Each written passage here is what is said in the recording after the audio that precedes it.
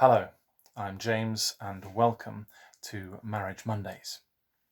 We're going to continue our series on the book Saving Your Marriage Before It Starts, and question 2 of the second chapter is, can you identify your love style? There was a study that was cited in this book, and the question was, what makes a good marriage? The answer given by 90% of the population of the quiz is being in love.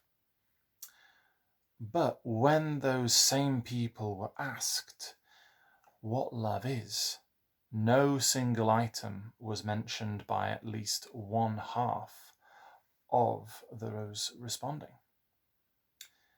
We don't know what love is. Chaucer said, "Love is blind."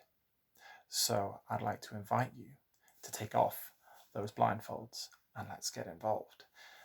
The first thing that we're going to look at in this video is what is love. Following that, there will be more videos looking at how does one give and receive love, and after that, how can you make love last a lifetime. So let's first look at love. There are a couple of real life examples here from different people, couples from different stages in their relationships. There's Scott and Courtney. Scott decided to break off their engagement 3 months before the wedding because, in his words, he said, "I have strong affection for Courtney, but I'm not sure I've ever been in love with her. I don't even know what love is. How do I know," he said, "if it's true love or just a passing emotion?" Another couple, Jennifer and Michael, who were 10 years into their marriage. They'd waited to have children till they were settled in their careers. And she asked the question, how can we have a baby when I don't even know if I still love Michael? I'm closer to Michael than anyone else, but it feels like we're good friends. More like good friends than lovers. Are we still in love or not? So both of these couples were struggling with the question. That old song, what is love? Let's try and answer it. Robert Sternberg is a Yale University psychologist, and he's pioneered some new research into love. He looks at a triangular model. So if you can imagine a triangle, we're going to go through each of those sides of the triangle. So the first side of the triangle, we'll label that passion. Passion is the biological side of the triangle, the spine-tingling sensation that moves us towards romance. In the book Song of Songs, there's a celebration of love between a man and a woman. It says in the poetry, which is passion-filled, "Let him kiss me with the kisses of his mouth, for your love is more delightful than wine."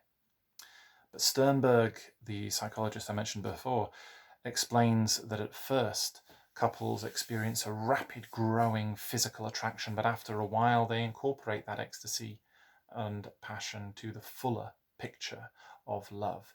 Pure passion is self-seeking unless it's linked to intimacy. So we have the first line is passion, second line is intimacy.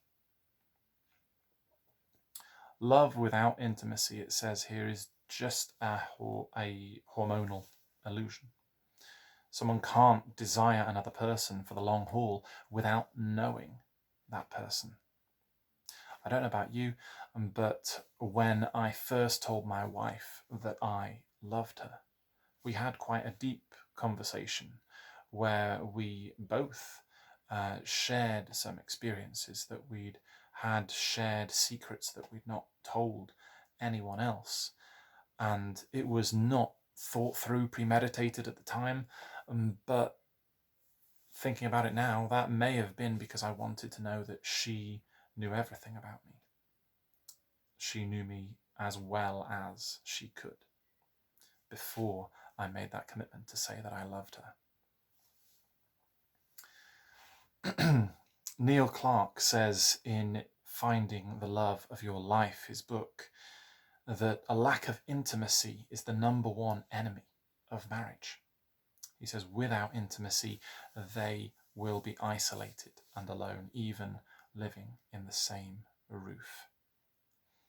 So we have passion, we have intimacy, and we have the third line is commitment. Commitment is the cognitive and willful side of love, the love triangle.